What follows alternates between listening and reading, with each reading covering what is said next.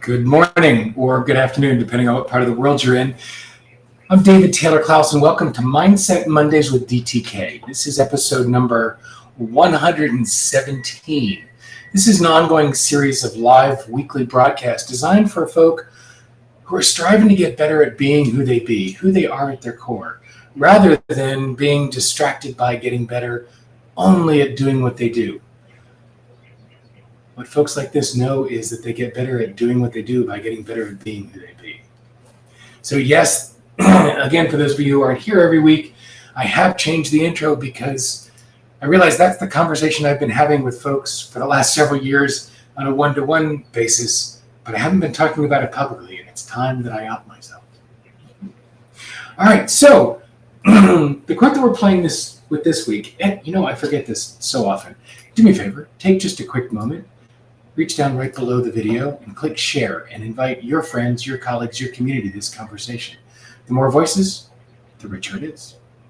So in the meantime, look, I assemble these quotes in large chunks, and so they're really surfacing in front of me each week, and it's like I'm often surprised at how salient they are. And damn it, this one hurt, right? I like to do things that I'm already good at, or things that I can get good at really quickly.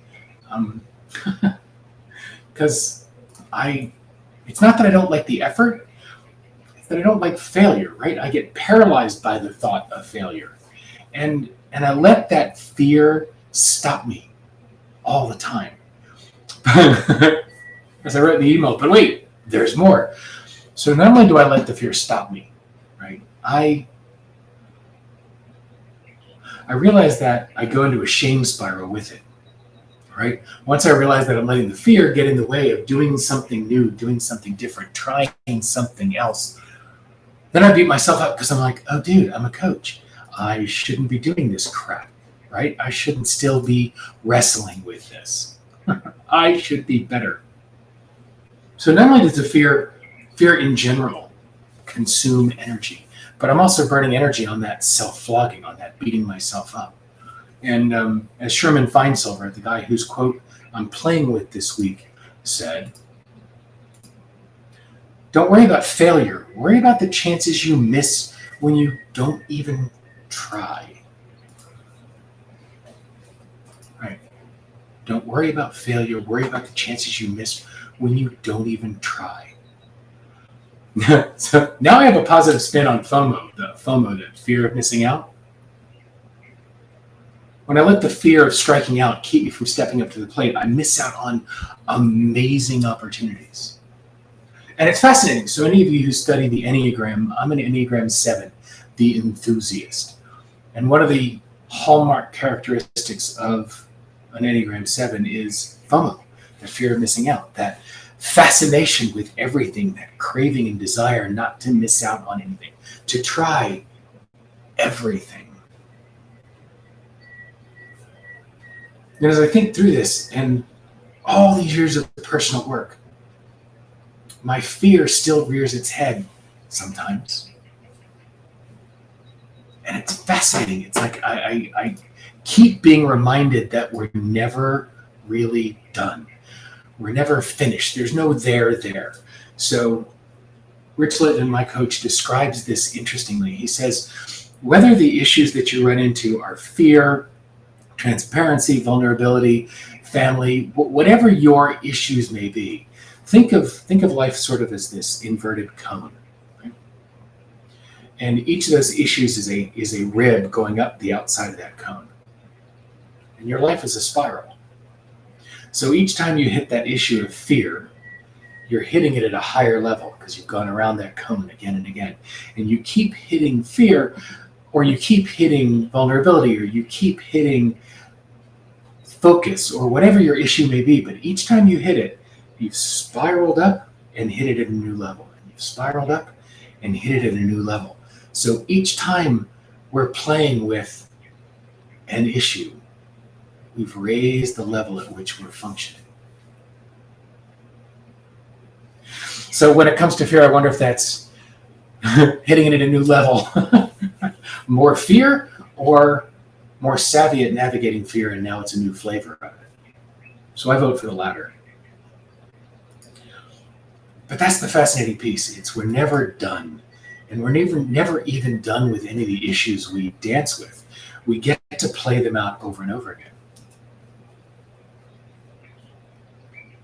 So I think that's the interesting piece. It's the question I asked in the email that I sent out this week and in the post that went with this is, what brilliant future is awaiting for you to just try? Let me take out the word just. What brilliant future is waiting for you to try? And there is no fantasy land in which fear doesn't exist. Okay, wait, I want to come back to that. Just bookmark that for a second. But let's say that there's no place in which fear doesn't exist. The game is to face the fear and do it anyway. You know, Elaine wrote a brilliant article years ago about 20 seconds of bravery. Sometimes brilliance just takes 20 seconds of bravery to feel the fear, be brave enough to step through it, and take action anyway. We can accomplish anything with just 20 seconds of bravery. And I bookmarked that idea of there's no magic place, there's no magic world where fear doesn't exist. And I love that because I had a conversation with Teo Alfaro. Teo runs Wolf Heart Ranch. You can find information about Wolf Connection at wolfconnection.org. It's a wolf rescue sanctuary. And Teo does some incredibly deep work, not just through the ranch, but through his personal work on his own with individuals. And sort of in the lineage of Carlos Castaneda. And one of the things that I had a conversation with Teo that sort of freaked me out is the idea that fear is an independent energy or independent vibration in the universe that is separate and distinct from circumstances.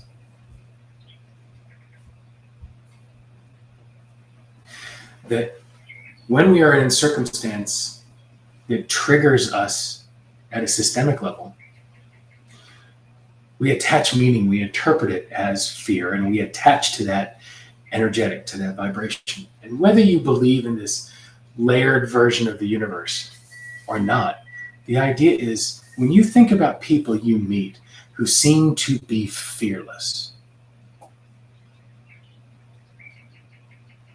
it begins to make sense.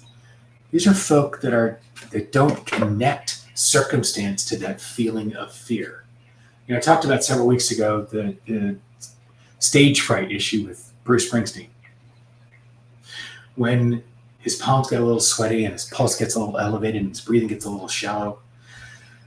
In other words, all the things that I would initially have translated as stage fright, that's when he knows he's ready to perform. He feels excited. He takes a deep breath and he steps out on stage. So he's reframed, because the physiological difference between fear and excitement, there is no physiological difference. It's the same physiological markers in the body. One has no breath attached to it, and we interpret that as fear. One, we continue to breathe, and we interpret that as excitement. So when our body reacts and we attach meaning to it, we have a choice of attaching the meaning of excitement and continuing to breathe, or attach to the energetic field of fear and stop breathing. So where can we reframe fear in our world as excitement and begin to move on?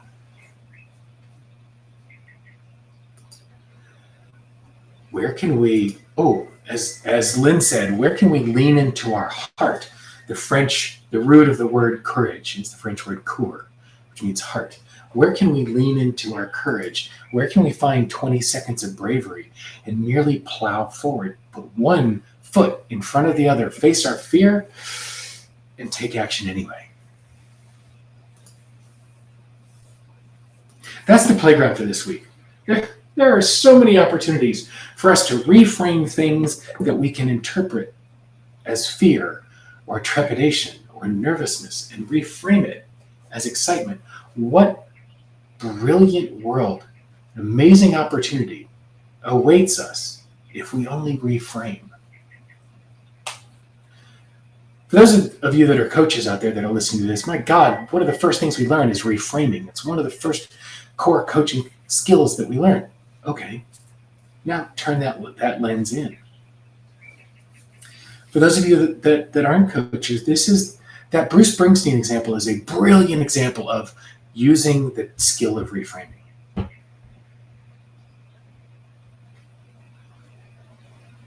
Rick Tamlin has been, the name of his company, he's a coach, trainer, leader, teacher. He's an early mentor of mine. One of the things he talks about is it's all made up. The name of his company is It's All Made Up. And the concept is everything in our world. Without getting existential, everything in our world is made up. We attach meaning to every single experience. So if we're the ones attaching meaning, if everything's made up, why not make up something that serves? Don't worry about the failure. Worry about the chances you miss when you don't even try. This simple playground of reframing it gives us the opportunity to step out of the fear and into opportunity. We are speeding through the month of May, 18 days through the month of May. What do you have the opportunity to create in the next 13 days? What brilliant future is awaiting you to reframe and take action? All right, so that's the opportunity for you in this next week, between now and next Monday. Reframe and take action. And between now and next week, what mindset will you choose?